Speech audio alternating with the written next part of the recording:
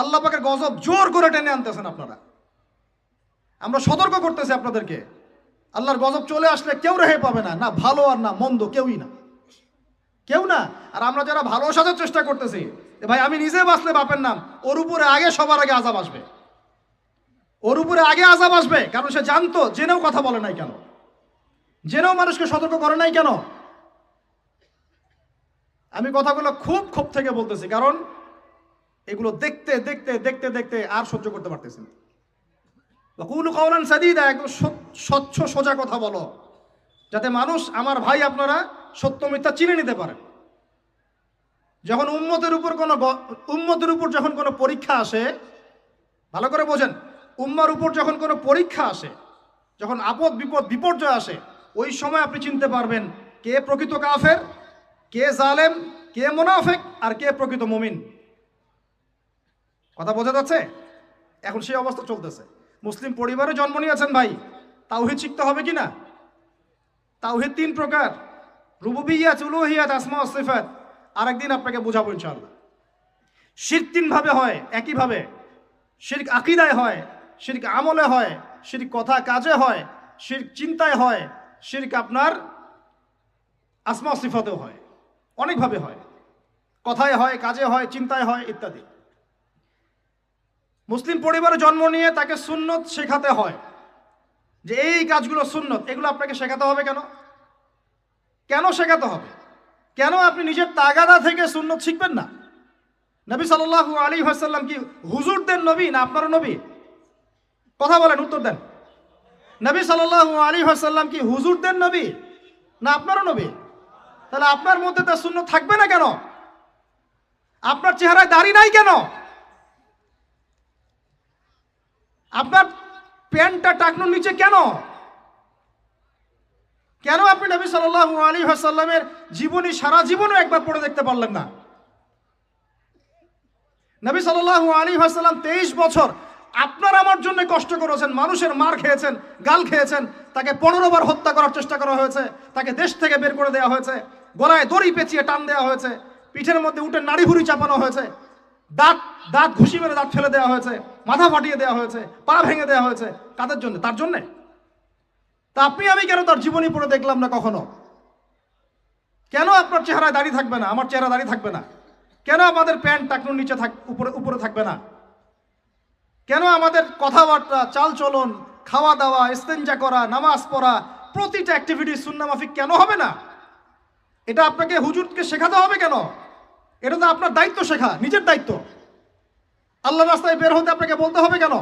নিজের তাগাদা থেকে আপনি বের হবেন। হুজুররা কবরে যাবে, আপনি যাবেন না? উত্তর দেন।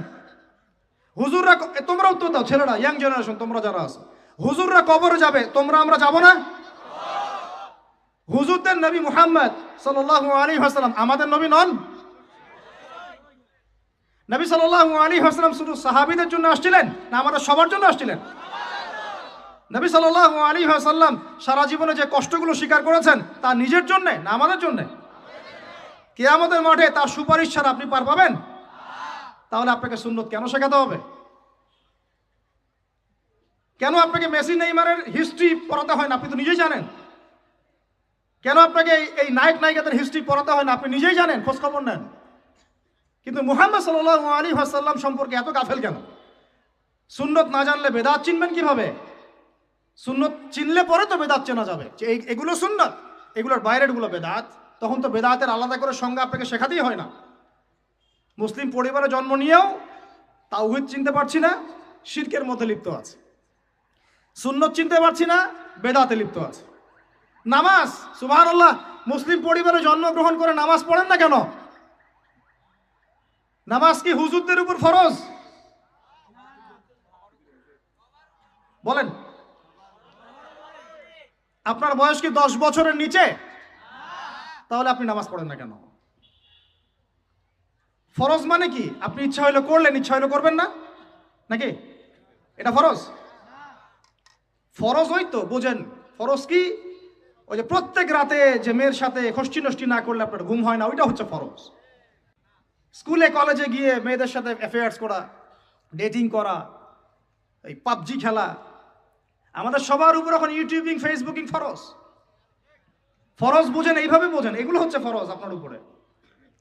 তো সলাত, হাইয়া আলা সালাহ প্রত্যেক দিন আপনার কানে যায়, কেন সলাতে আসেন না? হাইয়া আলাল ফালাহ আপনার আমার কানে যায়, কেন সলাতে আসেন না?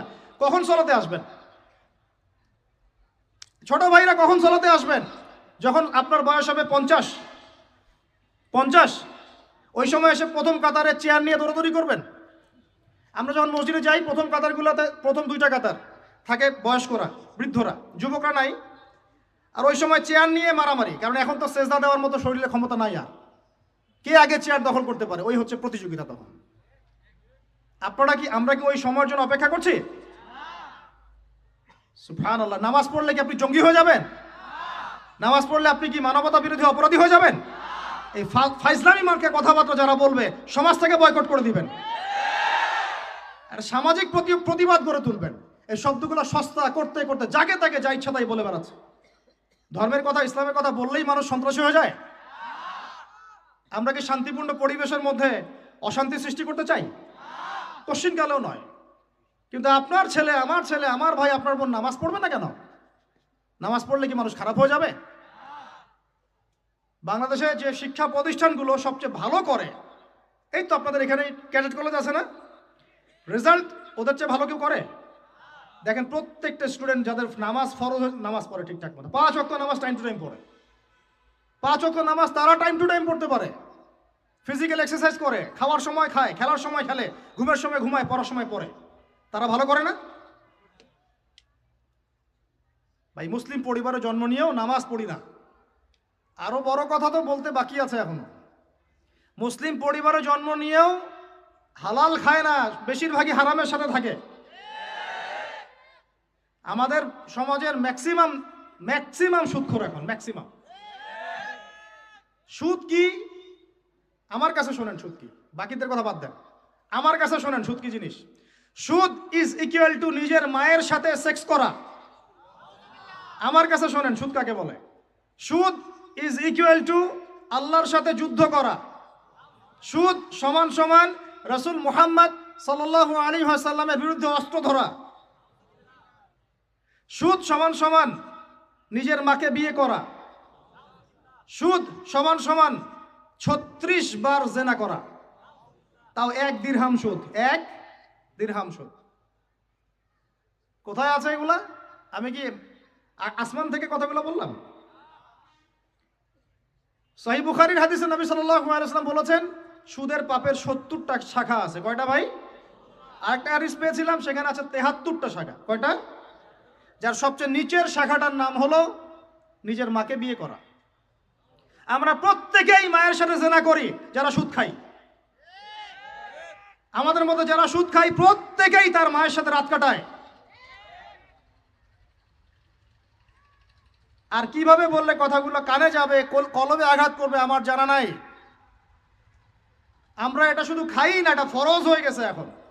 কারণ এই বিশ্ব ব্যবস্থা পরিচালিত হচ্ছে ইহুদিদের হাত দিয়ে, এই বিশ্ব ব্যবস্থা পরিচালিত হচ্ছে খ্রিস্টানদের হাতে, এই বিশ্ব চালায় এখন জায়নিস্টরা, এই বিশ্ব চালায় জাতিসংঘ, এই বিশ্বের অর্থনীতি চালায় ওয়ার্ল্ড ট্রেড, এটা বাণিজ্য, ওয়ার্ল্ড ট্রেড অর্গানাইজেশন, এটা বাণিজ্য চালায়। IMF, world bank, federal reserve bank, এরা চালায় বিশ্ব অর্থনীতি।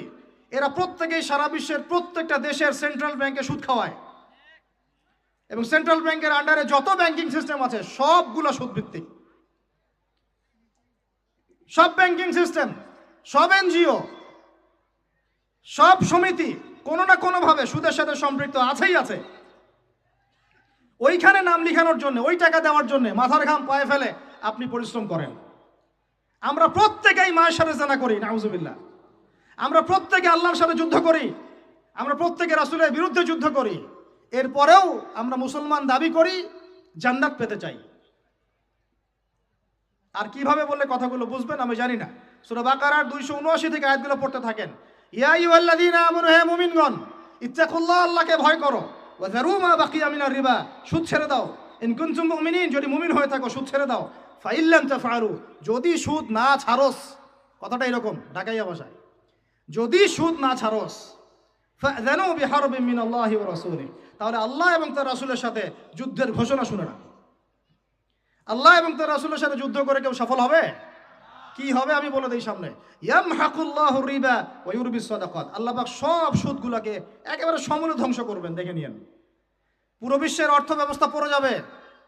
এই ওয়ার্ল্ড ব্যাংক যা দেখছেন, world bank, federal reserve, dollar, এগুলো সব পড়ে যাবে, একেবারে ধসে যাবে দেখবেন। আর অর্থ ব্যবস্থার উপর একচ্ছত্র অধিকার নিয়ে নেবে ইহুদিরা, জায়নিস্টরা।